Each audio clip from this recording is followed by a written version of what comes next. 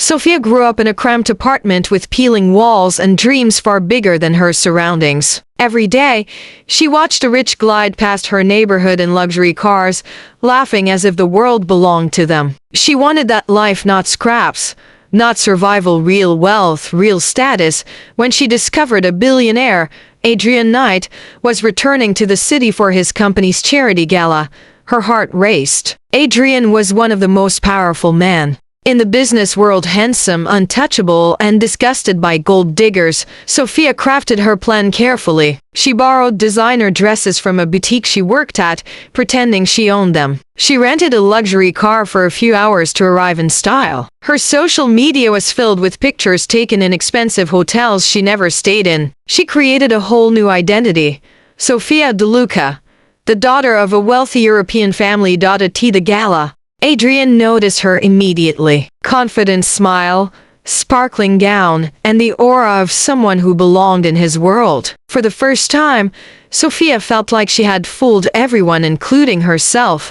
But Adrian's sharp eyes lingered a little too long, as if he could see through the glitter. Adrian invited Sophia to dinner, intrigued by her mysterious charm. Sophia played her role perfectly, discussing art, fashion, and travel as if she were born into privilege. But every detail came from books, overheard conversations, and late-night internet research.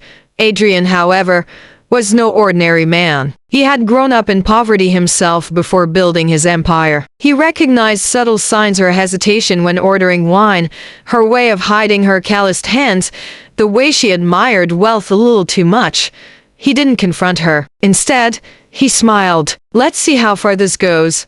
He thought. Days turned into weeks, and Adrian kept testing her. He introduced her to high society friends, asked her about business strategies, and even brought her to a polo match. Each time, Sophia stumbled but quickly covered up with charm.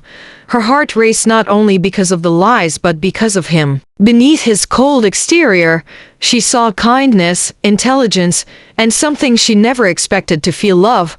But could a love built on lies survive? Adrian began to pull Sophia closer into his world. He invited her to his mansion, introduced her to his sister, and even hinted at marriage. For Sophia, it was everything she had dreamed of, but it was also terrifying. Her lies grew heavier. She avoided questions about her family in Europe, invented fake cousins, and pretended to be busy with charity events. She thought she had everyone fooled, but Adrian's sister, Claire, wasn't convinced. One evening, Claire cornered her. "I've seen women like you before," she whispered. "You don't belong here, and Adrian will find out." That night, Sophia couldn't sleep. She stared at herself in the mirror, the girl from the broken apartment walls, pretending to be a queen. Was this really who she wanted to be? Meanwhile, Adrian had already launched his own private investigation, and the truth was about to explode. Adrian invited Sophia to a grand dinner with his closest business associates. Everything seemed perfect, until, halfway through, Adrian stood and placed a file on the table. "Sofia De Luca," he said slowly, eyes locked on hers. Or should I say, Sofia Ramirez? The daughter of a factory worker, not an heiress. "You've been lying since the day we met." The room went silent. Sophia's chest tightened as shame burned her face. Everyone stared. The glittering image she had built shattered in seconds.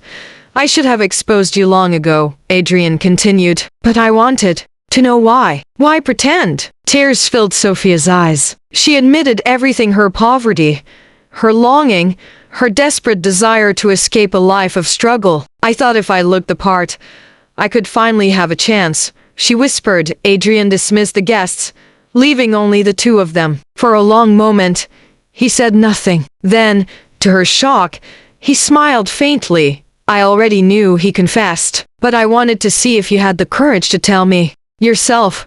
Sophia was certain it was over. She expected Adrian to walk away, disgusted by her betrayal. But instead, he stepped closer. "You may have lied," he said softly, "but you also showed me something no one else has: the hunger, the fight, the will to climb. Do you know how rare that is?" Sophia's tears streamed down. "But I'm not like you. I'm just a girl from nothing." Adrian touched her hand. "So was I in the weeks that followed." Adrian didn't shower. her with diamonds or private jets. Instead, he gave her something greater: trust. He offered her a chance to work alongside him, to prove herself not as a fake heiress but as Sofia Ramirez, the woman who dared to dream. In the end, she didn't win him with her lies. She won him with her truth. And when he finally placed a ring on her finger, it wasn't because she faked being rich, it was because she was real.